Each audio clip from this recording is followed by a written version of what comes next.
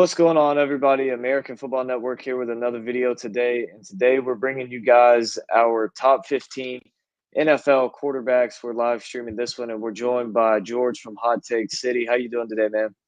Doing good, bud. Doing good. Got a lot of hot takes for this top 15 list. Good to hear for sure. Yeah, we love the hot takes, and that's what you're known as on Twitter, Hot Take City. I got his link in the chat. Make sure you guys go and follow him over there. Check him out. He said he's going to be starting up YouTube soon, so we'll definitely help promote that as soon as he does. So yeah, tell everybody just kind of what you do on Twitter and what kind of content you put out. So I mostly put out fantasy football content. Most of them are legit, but the name comes from putting out some of the craziest takes, but they're not that far reached. You know what I mean? Like one of my craziest takes recently, Houston winning the AFC, taking the number 1 seed in AFC. It's really not that far fetched, but it's still crazy. You know what I'm saying? For sure, yeah, it's definitely not a popular take, but not one that is just not possible at all. So that's pretty much it. I mean, I follow all sports, baseball, basketball, but mostly football. So yeah, make sure you guys go check him out on my YouTube channel. Got the link in the chat for him for his show over there. So make sure you check that out. But let's go ahead and get started with our top 15 list. So I'll go ahead and let you start off at number 15. Tell us who you got. So number 15, I'm going to go with my sleeper for this year. And I'm going to go with Daniel Jones for my number 15 this year.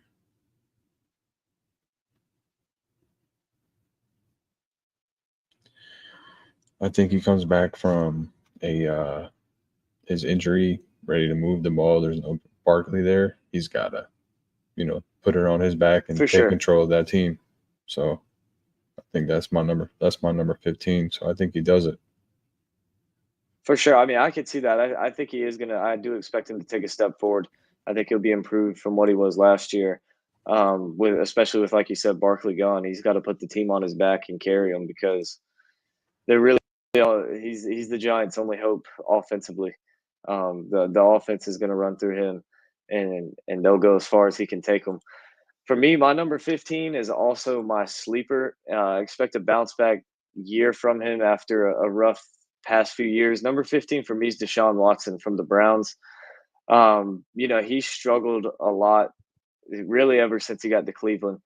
When you look back at his time in Houston, though, he was a top 10 quarterback, especially at the end of that of his career there in Houston. He was a top 10 quarterback easily, and was looking like one of the guys that was potentially going to take over as like just a consistent top 5 quarterback for 15 plus years. I look back when I think of him and his time in Houston. I look back to that game. I believe they were up 24-0 at one point in the second quarter against Kansas City, and they blew that. And I just wonder how things would have been differently with his situation in Houston and just his career path had they held on to win that game. But I expect big things from Watson this year. The Browns have added more talent offensively around him.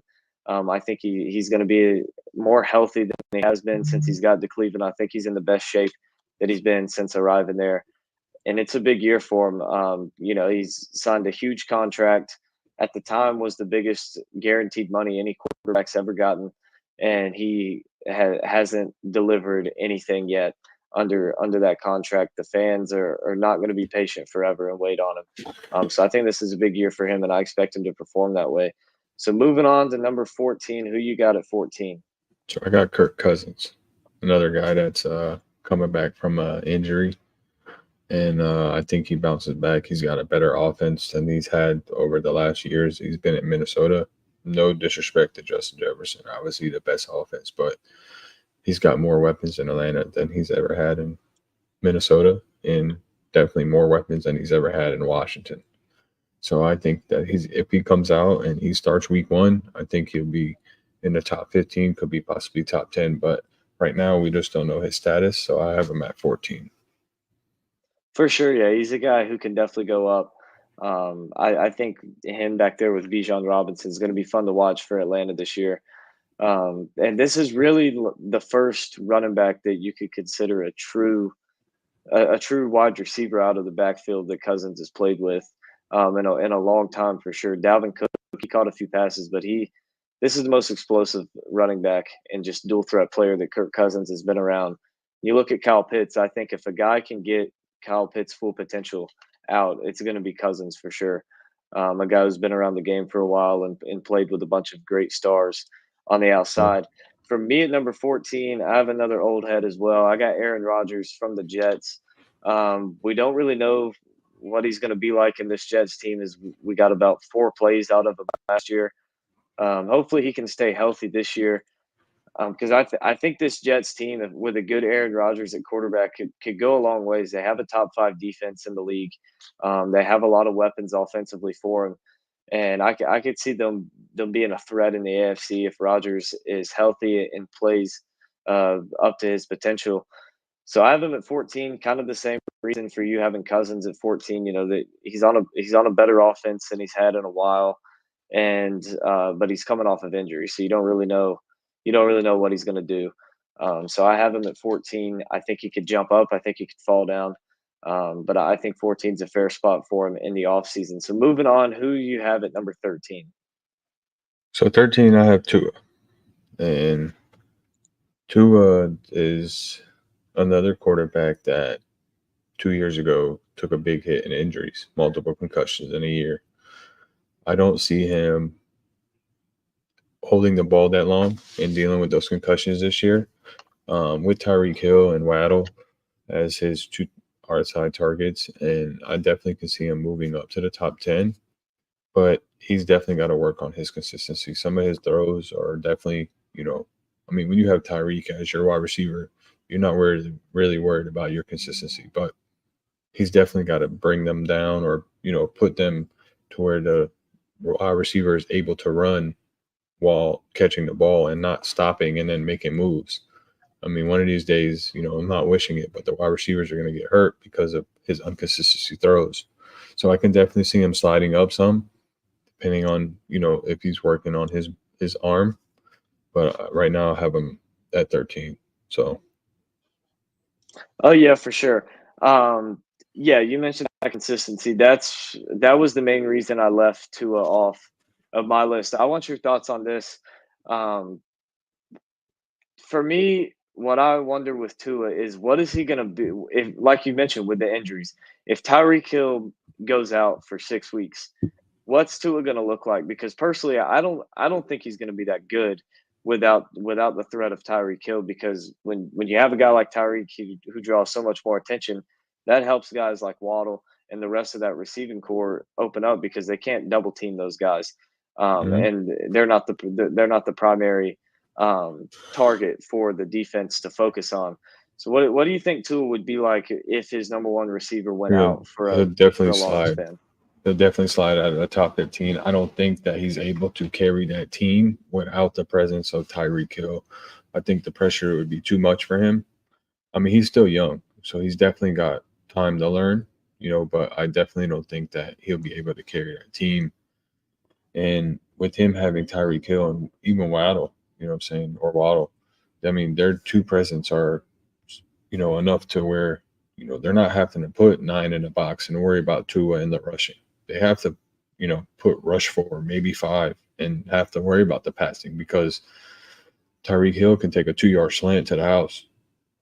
Waddle can take a 2-yard slant to the house. You know what I mean? So they have to worry about that. But with Tyreek out, I don't see them being as strong on offense as they normally would with Tyreek in.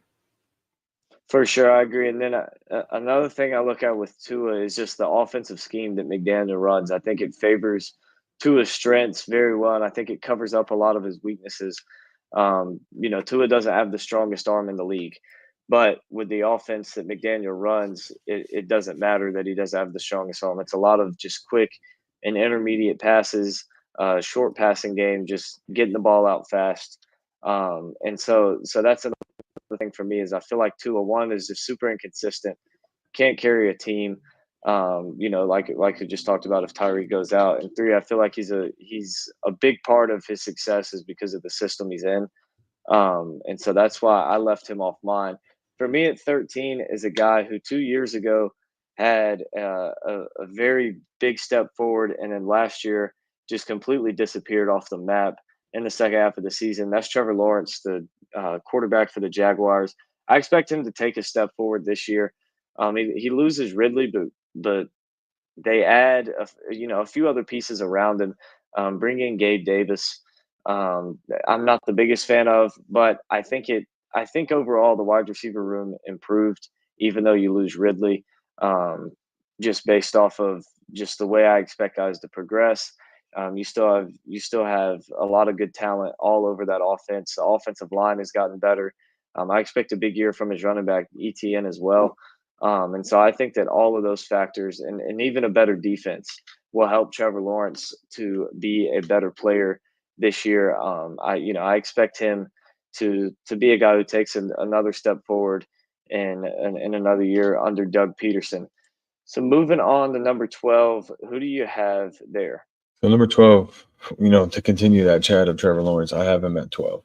And the reason why I have him at 12 and not the top 10 like some people, like you said, I mean, he definitely fell off in the second half, and he didn't perform like he did. I mean, he just got a big contract, 55 million a year, which I think, he's overpaid a little bit. But like you said, they added Gabe Davis, they drafted Brian Thomas Jr. I think Brian Thomas Jr. is going to turn a lot of heads in that Jaguar offense. They still have Evan Ingram. Gabe Davis is going to be that guy where, Trevor Lawrence throws it up and Gabe Davis is wide open down the field. I mean, he's going to have his up and downs. He's going to, go one game dropping almost 200 yards, 3 touchdowns, and then the next game, drop 0. So Gabe Davis definitely plays a part in that, but Brian Thomas Jr. is the outside wide receiver that's going to take a lot of those Ridley catches and help Trevor Lawrence perform the way he should perform and what he got paid to do for 55 million a year. So that's who I have at 12. Oh yeah, for sure. And you look at what the Jaguars and their, at least I don't know what the front office looked at when they brought in Ridley, but what the fans perceived it as was a move for a deep threat target, a wide receiver. You have Christian Kirk, your short intermediate receiver. You have Evan Ingram for the short passes. Calvin Ridley and Zay Jones were the deep threat guys, and Calvin Ridley just never really was that. And so yeah, I think between the combo of Brian Thomas and Gabe Davis, you get a little mix of both what Ridley was last year, and also the deep threat part of the game that Ridley just never was consistent at in Jacksonville. And so I think, yeah, Trevor Lawrence, I think he's going to take a step forward. But for me at number 12, I have Jared Goff from the Lions. To me, this is a guy who's a pretty solid quarterback. He's, most games he's not going to go out and win you the game, but he's never going to just lose you the game unless it's against the Niners in the NFC Championship. Then he might. But other than that, he's a solid, just very consistent quarterback. For the most part, you know what you're going to get out of him every single week. He's got a lot of talent around him. In my opinion, a top 5 wide receiver in the league in Amon-Ra St. Brown, a guy who just makes plays and wreaks havoc for defenses. So yeah, I have Jared Goff at 12. Moving on to 11, who do you have at number 11? So I have Anthony Richardson at 11. And yeah, I know he got hurt. I know, he's still young. He's got a lot to learn. But I think, you know, him coming back and them having, added more weapons to that offense, it's going to be great for him. I mean, you got Michael Pittman, you got Jonathan Taylor on a fresh contract, even though he signed it last year. I mean, he did great. You got Joshua Downs. You added Mitchell to that offense. I mean, fastest, 40 time in the combine. I mean, you got a lot of power on that offense, and I think he just comes in and he just does what he normally does, and that defense got a little bit better also. So I think Anthony Richardson definitely has the potential to be a top 10 quarterback this year. It just all depends on how he comes back from that injury. I mean, a lot of these quarterbacks that we're talking about got injured last year, so it just all depends on how they react to that injury and how they do in the following year. So I have him there. I mean, I can't see him dropping. I mean, I can see him dropping, but I don't see him sliding into that top 10 until he gets a full year under his belt. For sure, yeah, I'm high on Anthony Richardson. I did leave him off my list just because, like you said, I mean, last year I think he played what 4 games in his rookie year, and Hmm. then missed the rest of the season. Didn't want to slide him in there just yet, but I expect a big season from him. I think the Colts, just overall as a team, might be one of the biggest underdogs, but dark horses in the AFC, to cause some problems in the playoffs. Think they're a very young, talented team. For me at number 11, I have Brock Purdy. This is a guy who, he wins football games. He's a winner. He makes plays, but for me, the reason I don't have him top 10, I've seen a lot of lists and a lot of people who have him anywhere from like 5 to 8, 5 to 9. For me, I can't put him that high because I feel like he's not as talented as any of these guys ahead of him. He has one of the best rosters in the league, if not the best roster in the league around him. And he has the best offensive mind that the game might have ever seen in Kyle Shanahan. And for me, I just feel like Brock Purdy is more of a game manager rather than a quarterback that is going to go out and win a game and make elite plays every single week. Not that Purdy doesn't make elite plays, because he definitely has a handful of them. But for me, I feel like he's just more of a system quarterback. I don't think, if you take Brock Purdy and put him on, for instance, Green Bay, I don't think he performs the same way that he does in San Francisco. Um, even if you take Shanahan and put him there with him with Green Bay's roster, I think a lot of it has to do with the roster and the coach that is around Brock Purdy. What are your thoughts on that and on Brock Purdy? So Brock Purdy is my number 10 quarterback. So we're going Okay, to well, we're jump in moving there. on the list. Yeah. So we're going to jump there. So we're going to continue to talk about him here. Brock Purdy, the thing about Brock Purdy is, like you said, he's a game manager. He fits in that system very well to where, he's got CMC behind him. You can just dump the ball to him, hand the ball off to him. I mean, you got two weapons in Debo Samuel and Ayuk. I mean, you got George Kittle, so there's a lot of weapons for him to produce in that offense. And Kyle Shanahan's offense is simple for any quarterback to come in there and run. I mean, look what Jimmy G did when he was there. Look what other quarterbacks have done since Kyle Shanahan's been there. There it's an easy system to learn. And when you talk about a system quarterback, you talk about Brock Purdy. Yes, does he have an arm? Is he a smart quarterback? Yes, for sure. But he fits in the system very well to where he doesn't have to really do much and let the game control itself. And he just got to get the ball to his playmakers. I mean, you got one of the best left tackles in the league guarding your blind side. You know what I'm saying? So it just all fits in the system for him to just come in there and, you know, give the ball to his playmakers and let them make the plays. Definitely. And when I look at Brock Purdy, I do feel he has this it factor to him that some of these guys on this list just don't have. He definitely has that playmaker ability. But like you said, he's in a system where he doesn't have to do much. He doesn't have to do as much as some of these other guys. He was drafted and walked into the perfect system. And the biggest point for me, and I'm glad you made it, is Jimmy Garoppolo. Look at what he did under Shanahan. Hmm. Look at what he's done in Vegas. It's two completely different players. Yep. And the same would be for Brock Purdy. And so that's why I have him at 11, not quite cracking the top 10. For me at number 10, I have Jordan Love, quarterback from the Packers. This is a guy who I think could jump up way up this list after this season. But I'm hesitant to put him any higher to start in the offseason going into it, because last year, the first, half of the season was kind of an average quarterback play out of him. He really turned it on in the second half of the year, particularly in that Dallas game is kind of the one that everybody remembers, when Jordan Love and the Packers just lit him up. But for me, it's a little too soon to move him any higher, but it's a guy who I think can definitely climb if he has a good season throughout the entirety of 2024. Yeah, I think his second half of the season proved to a lot of people that he can be an elite quarterback in this league. And I think this year he's going to make that an issue. And well, right now he's holding out, but I don't care about that. I mean, his I contract think I think situation, they'll have a deal by the end of the week. yeah, his contract situation don't bother me at all. I think he comes in and he proves to the league that he is a top five quarterback. Even though I sat behind Aaron Rodgers for 4 years, but that doesn't mean anything. I'm going to show you how elite I am, and I think he comes in this year and he becomes a top five quarterback this year. For sure. So moving on, who do you have ranked number 9? So I have Jared Goff at 9, and I know a lot of people are going to hate that, but the reason why I have Jared Goff at 9, I mean, my number one wide receiver this year, I feel like is Amon St. Brown. So that's my rankings on Amon St. Brown. I think he is the number one wide receiver this year. So with that being said, I think Jared Goff takes that big step and does definitely get into that top 10. And at 9, him, it's not top 5.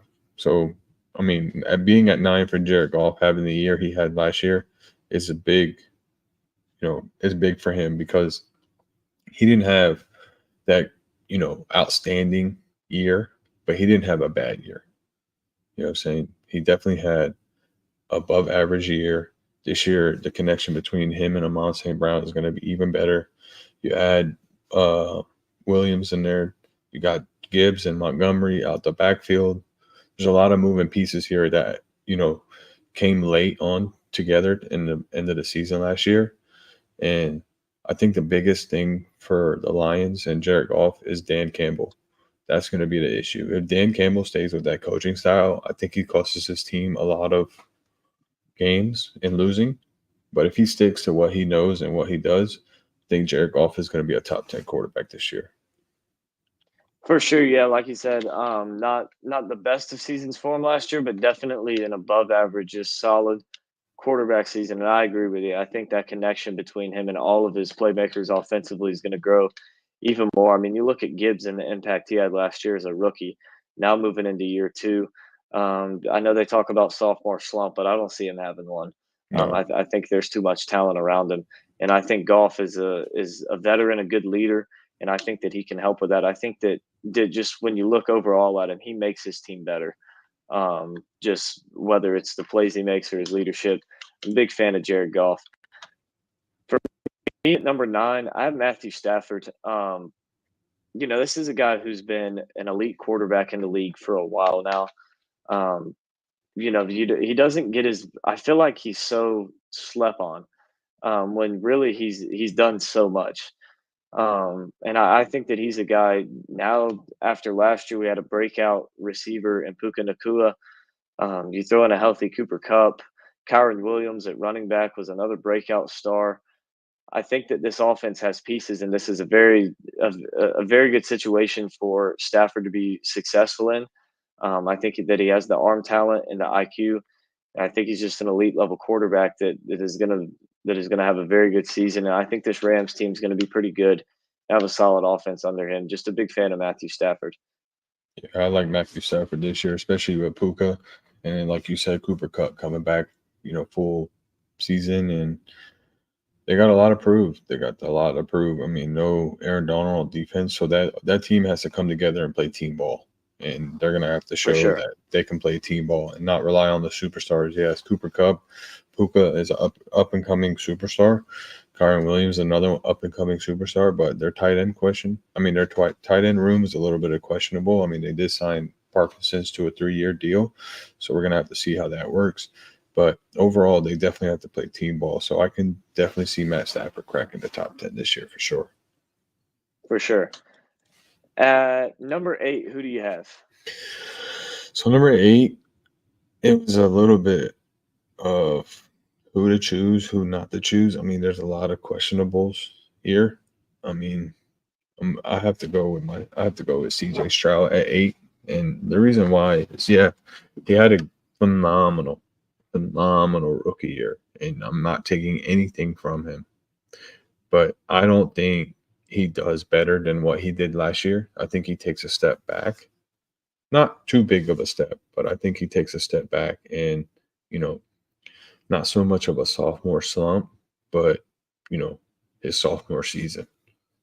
See what I'm saying? So them adding Diggs and Tank Dell coming back to a full season. Adding Mixon is obviously big for him, but I don't think he's gonna go above and beyond over the year he had last year as a rookie. So that's who I have at 8. Which is funny because I also have CJ Stroud at 8, and for similar reasons. They add a bunch of pieces around him, but it just, I don't know. It doesn't feel like he's going to play up to the same level that he did last year. And not that he's going to be bad this year. Just I don't think he's going to be quite as good as he was last year. And even as good as he was last year, he still made a lot. If you go back and watch him, he made a lot of rookie mistakes throughout the season. And I feel like now that people have film on him, I think that he will take a bit of a step back. He doesn't have an offensive genius as head coach like a guy like Jordan Love does, going into his second season as a starting quarterback. He doesn't have that. D'Amico Ryan's more of a defensive guy, and so I think that also kind of plays into effect to a CJ Stroud. But I think Stroud is still going to have a very good, and I think he's going to be a elite quarterback in the league for a while. I think when people make these top 15, top 10 quarterback lists for the next 10 years, Stroud's going to be on them, and in the top 10. But I do see him not being a top 5 quarterback this year. Not quite. I think next year might be the year for him. So at number 7, who do you have there? So at number 7, I have, I don't know how people are going to react to this, but I have Justin Herbert. And the reason why I have Justin Herbert at 7 is because of the weapons he has around him. He doesn't have that Keenan Allen, Mike Williams, Austin Eckler anymore. He has a completely different offense now. New coach. Yeah, what Harbaugh did in Michigan was run, run, run, run, run. But he knows that with Justin Herbert as his quarterback, he's going to have to throw. So I think he's in for a big year. His numbers might not look pretty, but I think, he definitely has top 10 numbers with yards and touchdowns. So I can see him being in the top 10 this year. For sure. Yeah, I think he's going to have a very good season. For me at number 7, I have Dak Prescott. This is a guy who I think is a very good quarterback. Um, it helps he has CeeDee Lamb out there as his primary target, but this is a guy who performs even when Lamb isn't on the field. It's a guy who wins games in the regular season, always has the Cowboys competitive. My one problem with Dak Prescott is just the fact that this guy cannot get it done in the playoffs. And it might not be his fault. It might just be something with the Cowboys. But Dak Prescott just cannot get it done in the playoffs. And for me, I can't really put him higher than number 7 when it doesn't matter if they make the playoffs or not, they're losing. Um, and this is a guy who I think is a good quarterback for sure. I just think I really think it's just something going on with the Cowboys, just the chemistry from front office to players, just to all of it. I don't really like the way the Cowboys are running things. There's beef between Mike McCarthy, Jerry Jones. Um, who knows what even goes on? I'm sure there's a lot of stuff that behind closed doors it's even worse that we don't even know of. But for me, Dak Prescott, very good quarterback, elite quarterback. But the reason I have him at 7 is just because he can't be trusted in the playoffs. Yeah. I mean, the only thing about Dak Prescott is, he doesn't have that wide receiver too. He's got a very Mhm. shaky RB room. I mean, you got an old head and Zeke, you got Rico, and you got Deuce Vaughn. I mean, can you really count on CeeDee Lamb and Dak Prescott to take that game and move forward with it, just those two, and rely on the rest of the pieces that they have? I mean, they still have Jake Ferguson. So Jake Ferguson, I feel like it would be a big part this year. So For sure. Definitely. I expect Ferguson to have a very good season. I mean, I guess he kind of is the wide receiver too, the second option in the passing game for Dallas. But moving on to number six, who do you have ranked So as your sixth quarterback? at 6, I have Dak, and I think that Ferguson steps up into that quote unquote wide receiver 2 role and takes over, the Brandon, not Brandon takes over Brandon Cooks, but helps with that wide receiver 2 spot because, Brandon Cooks is, he's one of those players that, can step up, but sometimes he goes missing. So, but with that shaky RB room, that's going to be the issue. Dak is going to have to either get the ball out quick to his wide receivers or, you know, he's going to have to rush more this year and help that offense out because, all eyes on CD this year. If, you know, depending on his holdout, which obviously I think he'll come back and be, on a contract. For sure. Yeah, I agree. Um, and when I look at just the Cowboys as while we're on this subject with them, the biggest yeah, like you said, the biggest thing for me is like we talked about with the Dolphins. All right, they have Tyreek Hill, which opens up a lot of options for another elite receiver in Jalen Waddle and guys behind Tyreek Hill. When I look at the Cowboys, you got CeeDee Lamb, but you don't have a guy at wide receiver two who can consistently beat one-on-one coverage against the second cornerback on a team. I feel like most CB2s on these NFL rosters are able to keep up and take care of whoever ends up being wide receiver two for Dallas. I expect that to be kind of a rotating thing on the outside a little bit throughout this season.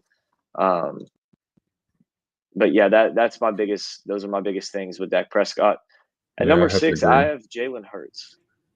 I have Jalen Hurts. This is a guy who, he had a good season. What was it, 2 years ago? Last season, I feel like he was kind of slept on a little bit. I feel like he was, people don't understand that he actually had a pretty solid season last year. Just wasn't up to the level of the year before. And just the Eagles as a team didn't perform up to the level that they did the year before. And for me, the biggest thing this year for Jalen Hurts and why I can't move him up anymore is I don't really know what's going on with Nick Sirianni and just the Eagles front office. I think Jalen Hurts has all the pieces offensively around him to be elite. I think he has the talent to be elite, but I think he will be held back, and just the Eagles in general will be held back a little bit by what's going on with the front offices and just whatever the drama is in Philly. Yeah, I can definitely see him. I mean, me personally, I didn't put Jalen Hurts on this list because not in a disrespectful way, but in a way that I don't think that he puts up the big numbers with having Saquon back there, and yeah, AJ Brown and Devontae Smith, they're great. Don't get me wrong, and Dallas Goedert is also great, but I don't see him having to get the ball out quicker. Um, making big plays on his own. I see a lot more rushing plays and a lot more um, dump offs to Barkley, and I just don't see Hurts having a big. Now he's going to have his fantasy year. Now, by all means, his fantasy year will be there, but I don't see him having big numbers this year, to be honest with you. So I left Hurts off this list. I could see that. I could see with Saquon and the new additions. I could see that for sure. I could definitely see it. I think that if I had to pick of my top 10 quarterbacks to fall out of the top 10, I think Hurts would be the guy that I think does fall out of the top 10. He would be the one for me. But moving on, who do you have at number five? So at number 5, I don't even know if I mentioned him. Have I even talked about Jordan Love? Not yet. Okay, well, there's my 5. And because I lost my list that I actually wrote. Um, so at 5, I have Jordan Love. And the reason why I have Jordan Love at 5 is he is the quarterback in the last maybe 10 years that's able to grow with his wide receivers and his wide receivers being so young.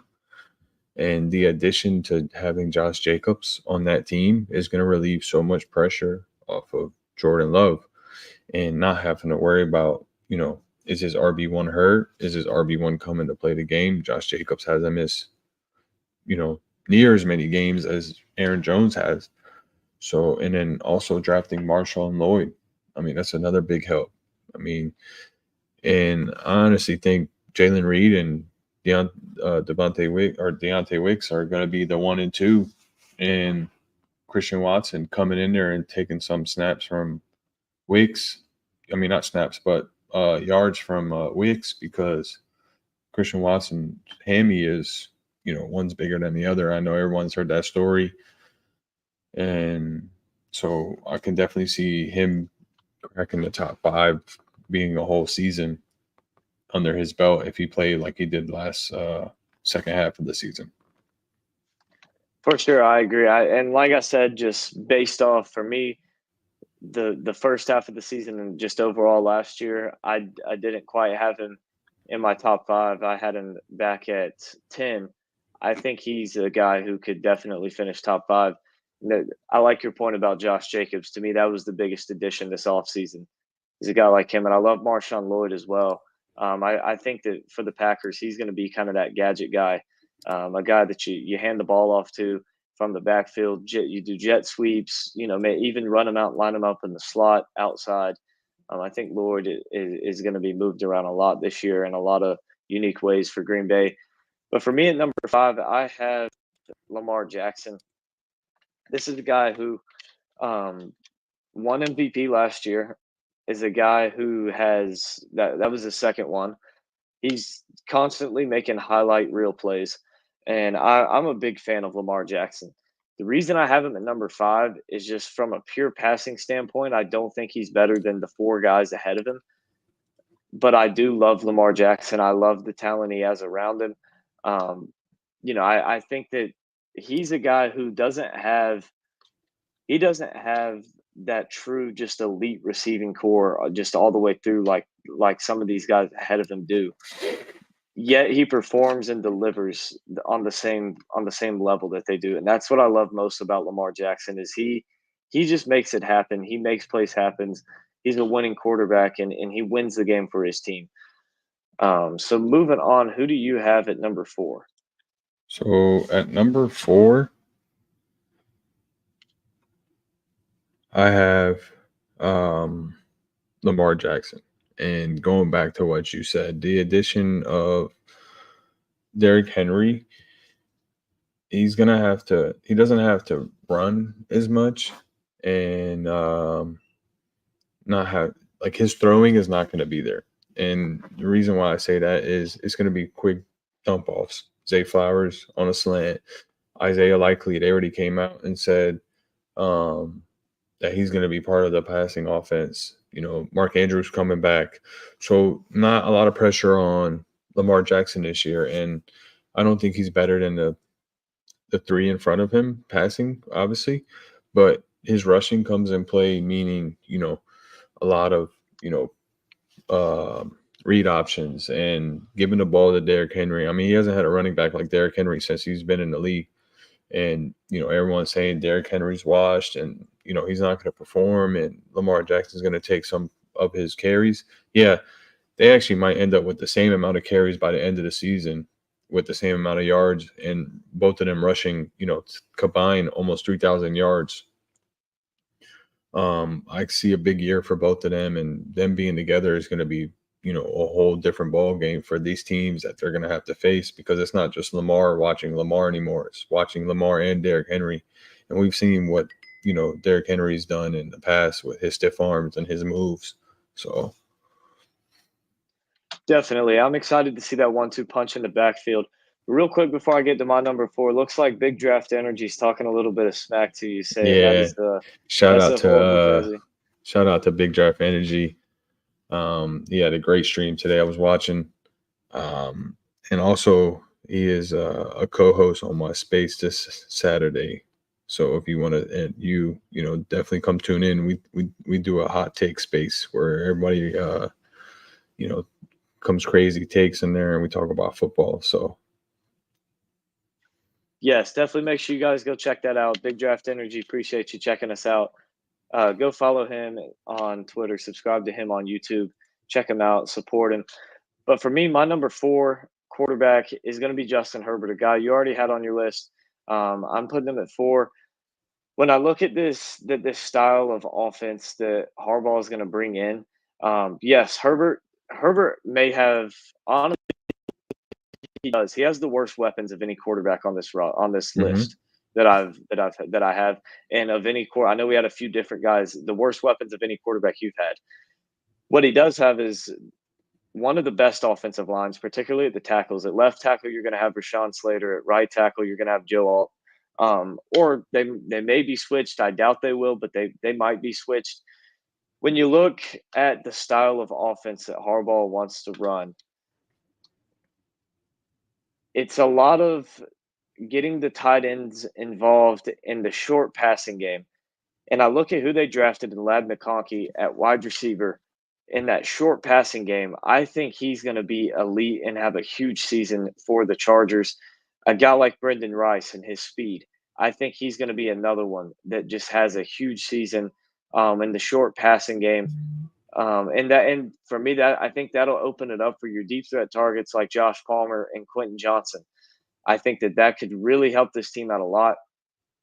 And when I look at just pure arm talent, Justin Herbert is the most arm talented quarterback in the NFL.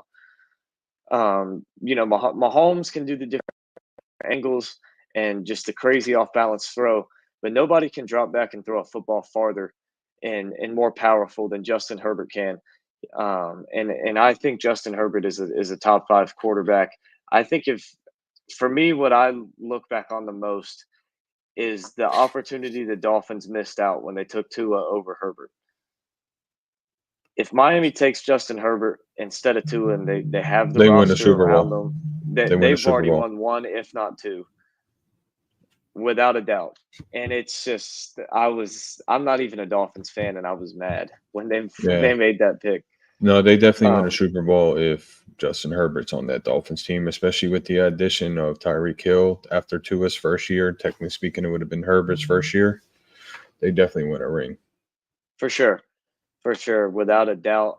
But yeah, Herbert just a guy who I think has got to be one of the unluckiest I mean, quarterbacks in the NFL. my thing about Herbert being in the top 5, it's just so hard to put him there because of the weapons he has. Like he doesn't have a real true superstar wide receiver. So he's got to spread the ball around. And I have DJ Shark as my wide receiver 1 for the Chargers. I know he hasn't been healthy his whole career, but I think being in that minimum role and not having to be that number 2 guy in the most offenses he's been in, I think, him coming in as a 3 role, I think he's going to end up stepping up, and, Justin Herbert's going to like him a lot and just going to feed him the ball. And by the end of the year, he ends up being the number 1 for the Chargers.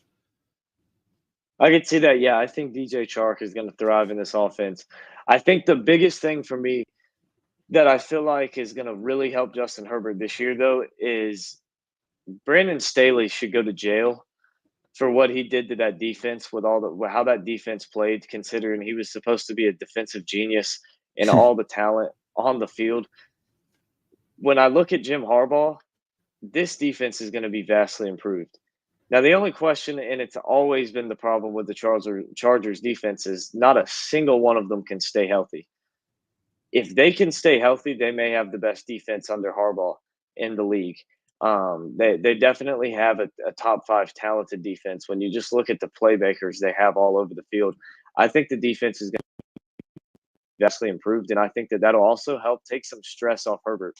He doesn't have to go touchdown for touchdown with every single team he plays every single week. I think that could really help relieve some pressure. But now we are to our top 3. Who do you have as your QB number 3 for the 2024 season? So 3, I have Josh Allen. And he's not, I mean, arguably numbers wise, he is not better than the two ahead of him. But I think he has the biggest arm than the two ahead of him. And with him having no real weapons, like X Factor weapons, and Diggs leaving, the only person I see getting all most of the targets is going to be the tight end room, right off the bat, because that's who he feels more comfortable with. And also Shakir. Shakir is going to step up into that wide receiver two role until Allen becomes comfortable with Coleman. And, then Coleman eventually will take that number one spot. But I see him coming in at the 3 spot in the NFL season, despite not having no X factors. And James Cook is going to be a lot, in the dump off, action, getting a lot of, receptions for the from Allen. So I can definitely see Allen being in the top 3 this year because he's going to have to put the team on his back and do it himself. Completely agree. That's who I have at number 3, and I'm thinking we may have the same top 3. We definitely. Well, I don't know. You are hot take city, so you may throw something in that I don't see coming. But No, it's pretty yeah, basic, the top 2. I agree with you on Josh Allen. I think that he has a lot of young talent around him, but like you said with Shakir and Coleman, none of it's proven yet. None of it's developed. I think give him 2 or 3 years, he may have elite X factor weapon in Coleman, but it's not going to be this year unless just something crazy happens that nobody sees coming. And like you said, he has the best physical traits of any of the quarterbacks ahead of him, and honestly, in my opinion, any of them, just from an overall physical standpoint, better than Hmm. anybody on any of the lists. He's the most Yeah, physically definitely, gifted quarterback in the league. definitely agree Um, with that. But I mean, just the just the power. Go ahead. Going back to the Coleman thing, sorry to cut you off. I've No, you're watched good. him play at Florida State. I'm a big Knowles fan. So I watched him play at Florida State, and some of the plays that he made every Saturday were just outstanding, and plays that I've never seen, happen in the NFL, with some of these rookies the last couple of years. So I definitely think, going into this draft, I mean, Marvin Harrison obviously is your most elite out of the rookie class, but I think Coleman is right behind him. I think, listen, Malik Neighbors is great. I'm a Giants fan. I'm happy we have him. Don't get me wrong. Rome Odun's got a long way to go with the two weapons in front of him, but I think Coleman is right up there for most yards for rookie of the year, and could potentially take that rookie of the year from you know in the 2024 season. So I agree. And my biggest thing on Coleman is he was elite at Florida State. But what I'd like to go back to from his college career is when he was at Michigan State. At Florida State, he had a good quarterback. He had other playmakers around him. At Michigan State, he had nothing around him yeah, other than Kenneth Walker for a year, and he was still just as elite as he was at Florida State. yep, And it was just insane to see that the defense knows if it's a pass play, he's the first target. That's who they're looking for every single play. And he still just performed and was an elite receiver. I think he's going to be great. I just don't know if he's going to be that elite top 5 receiver year one. I think you can. I think he'll definitely be top 15 wide receivers in the league. I think he'll be in the running for rookie of the year. I just don't think he'll be that yeah. No, I don't see him being top 5 overall, but I definitely see him being in the running for the rookie of the year, for sure. and definitely potentially being the best rookie wide receiver number wise. Obviously, not talent I could definitely wise, see I'm it. saying, but number wise, I think that he has the potential to be the number one wide receiver rookie wise. I could definitely see it. So moving on, number 2, who do you got there? So number 2, I have Joe Burrow. Injury or not, I don't care. Joe Burrow is probably one of the most pure passers in the league. I mean, his arm consistency, his accuracy, his movement, his IQ, he knowing, what to do on every play. I mean, I was watching videos of him, and, there was videos of him talking to certain people and telling them, there's sometimes where the 2 years ago or a year ago, the mic would go out and, he'd come up with plays on his own and he'd run the whole drive on his own. I mean, just, pure athlete when it comes to that position. And with the weapons he has, just makes it even better. For sure, yeah, and no disagreement here. That's who I have at number two. Like you said, injury or not, I don't care if he broke his neck last year. If they say he's healthy and he's coming back to play this year, he's the number two quarterback in the league. Just so consistent. He's got elite weapons all over the field for him. And like you said, there's not really much left to say. You covered it all with the dude. Joe Burrow, elite quarterback. You can't argue he's the second best quarterback in the No, league. you can't. And You really you can't. can't argue with who we have at number one. Go ahead and tell us who we got. Daniel Jones. No, I'm just joking. Patrick Patrick Mahomes. I mean, there's no questions asked. I mean, back-to-back champion. He's already got 3 rings, been to 5. I mean, there's no questions asked. Patrick Mahomes is by far one of the most dynamic quarterbacks we've seen in history. He might not be the GOAT, but he's definitely one of, the most athletic quarterback we've ever seen to play that position. I mean, his rushing is not there, but he's definitely, up there. I definitely give him like a top 5 status of, all-time quarterbacks when it comes to eliteness, to be honest with you. Exactly, you have to. And I mean, you look back at last year. Travis Kelsey didn't have as good as a year as he's had in past years. The Chiefs have no wide receiver one, a lot of drops and a lot of problems in the wide receiver room early on in the season and even throughout the rest of the season. Mahomes had a down year for what he's done the last few years, yet still he took this team to the Super Bowl and he made winning plays that won them the Super Bowl as well. He's top five all time. He may catch Brady. We'll see. He's still got a good ways to go before he gets there. He's got to go win 4 more before he ties him for Super Bowls. But Mahomes, without a doubt, the number one quarterback in the league. If you say otherwise, then you're just trolling. Um, I mean, think about it there's though. Mahomes has never had a team, or I should say, never just had a defense like Brady's had though. Let's be for honest sure. here. Yeah, Brady's yeah. always taken a pay cut to where his team around him was better. They paid Patrick Mahomes all that money. That's fine and dandy, don't get me wrong. But his defense has never been a top 5 defense every time he's won a Super Bowl. And the one time he lost to Tom Brady was because his offensive line was a complete shambles. He had no offensive line help.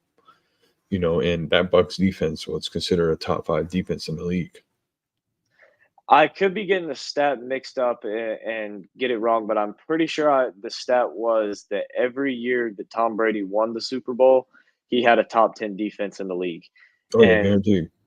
I'm pretty sure that was it might even have been every year that he made the Super Bowl. He had a top 10 defense in the league. Under Belichick, those defenses were just insane. Most of the time, Only they were top five.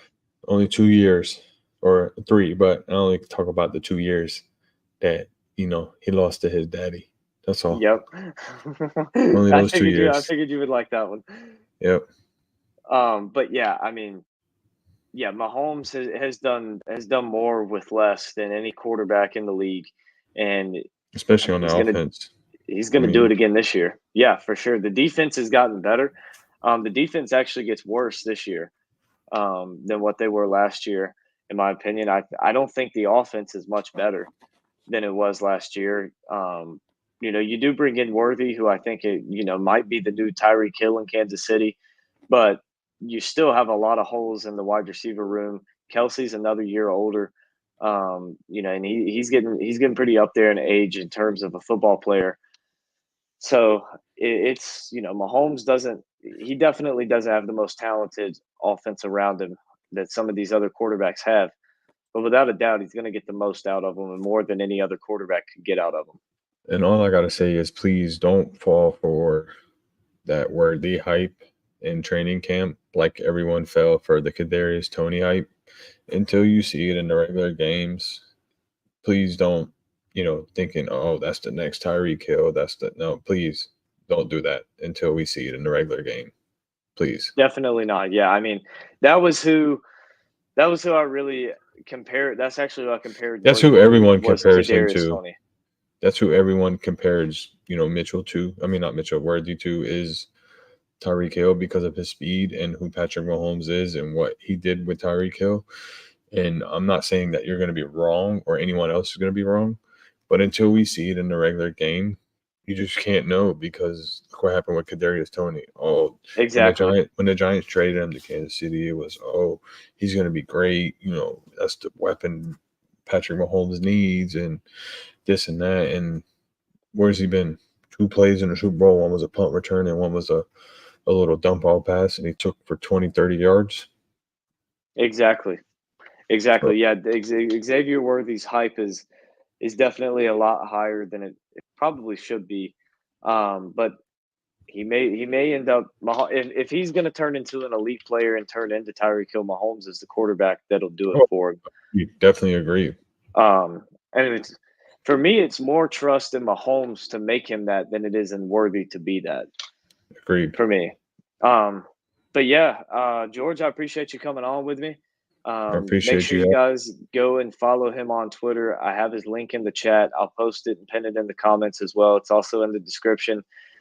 We appreciate him coming on. We're definitely look forward to having you on again sometime. I appreciate you. Yes, Really do sir. appreciate you.